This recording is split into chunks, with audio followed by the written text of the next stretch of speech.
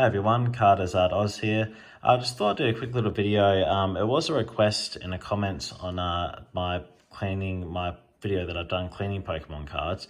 I did mention that video due to one of the steps potentially warping a Pokemon card, a way to kind of unwarp cards. I don't actually have a warp Pokemon card, so I've just taken out a card that I don't find valuable, and I'd advise before ever touching any card that's in any way valuable, getting a card like this that's worth 50 cents or something like that, and testing it out on a card that you don't mind throwing away first.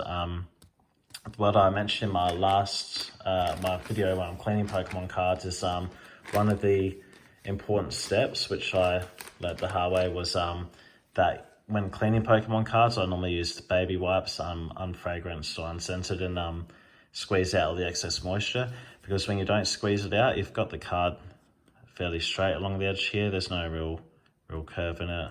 It's quite good, but when you don't squeeze all the excess moisture out, especially, it won't be as bad as this one, but on a hollow card it just warps straight away, because you've got this side of the card now becoming cold while the other side of the card is still room temperature. So once I put that moisture on there, you'll literally see it start to warp, and it'll warp quite quickly too. Yeah, you can see already that it's warping. If I can get it to focus, might help a bit.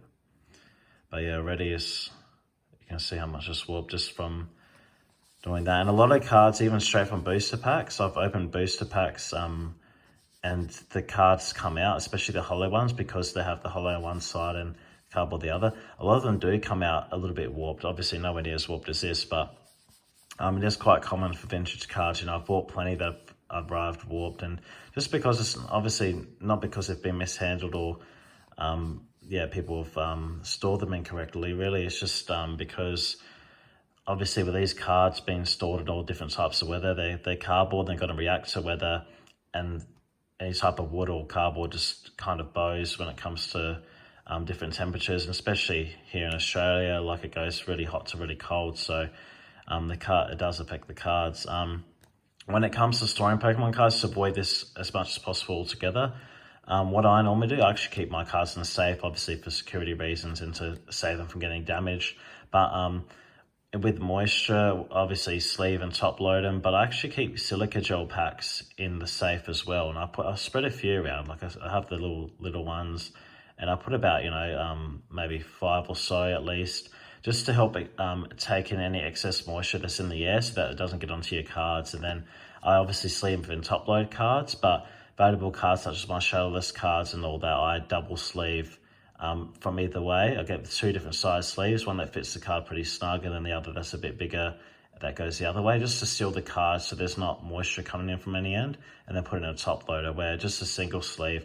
I doubt, especially with the silica gel packs in there, it's not going to do much, but just a bit of extra, like security, I suppose, to protect it from weather. But you can see now that card's quite warped.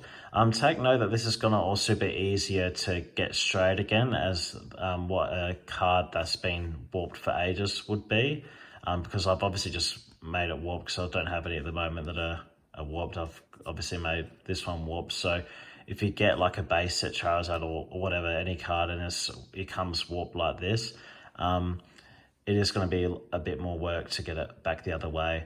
I've seen people, and I'm seeing on forums about people putting them in a real thick book and laying it flat, but I've tried that and it hasn't really done much for me. You literally pull it back out and it's come pretty much almost the same.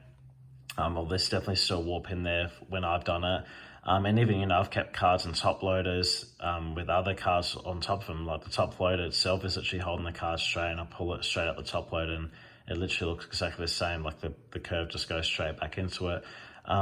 So what I do, and the first thing you should do with a valuable card, obviously test it out with a card you don't mind throwing away first, but a valuable card, put it in the sleeve first before doing anything.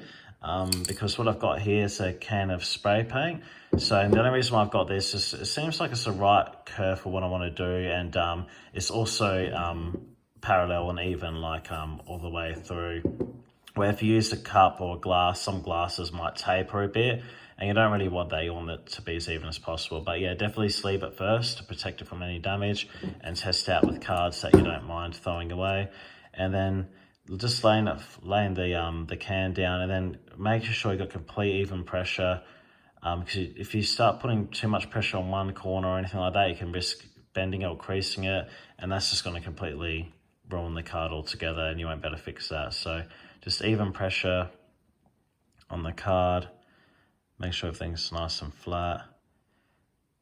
This card will be a lot easier. You can actually see already that this card's just pretty well gone back to normal quite easily. I mean, this is obviously a lot easier, so it's not the best demonstration, but you can see that this card has got a lot better. And then you got kind of like a bit of a divot there, but that kind of gets better. You can kind of work through with your fingers too, just to kind of even the rest out. But with a card that's been, that you may have bought that's arrived curved, it is going to take a bit more time just holding it in that position to get it back the other way. So hopefully that helps, guys.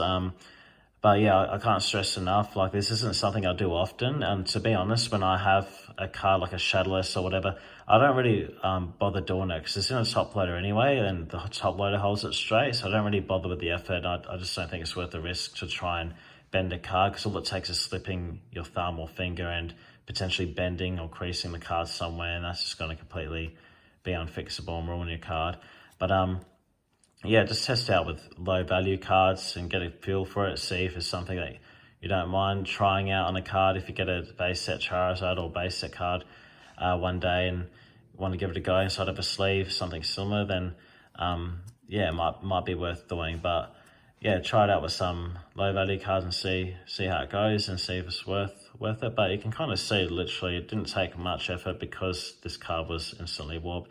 You got obviously there kind of divots in a bit, so you can just work with your fingers. And obviously fingers, definitely try this out because it's definitely a feel based thing. You want to apply like perfect pressure. You don't want too much pressure in any spots at all, because that's going to cause the card to go in a direction you don't want it to go.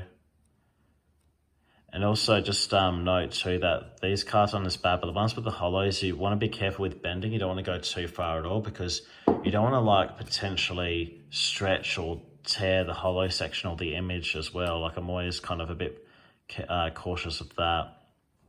But you can see that, from how much this card had curved, it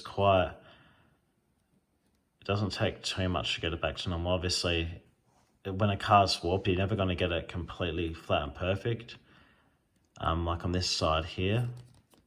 But it definitely is a lot straighter than what it was after I made it curved. But that's why I can't stress enough whenever cleaning Pokemon cards, just squeeze out the excess moisture and with the baby wipes. But if you do just want to warp a card to test out on a low value card, you can even just get a towel, put some water on it, just put that water, literally it's just wetting one side just to bring down the temperature so that it bows. But yeah, thanks for tuning in, guys. Hopefully this helps those who are interested, and I'll catch you in the next video.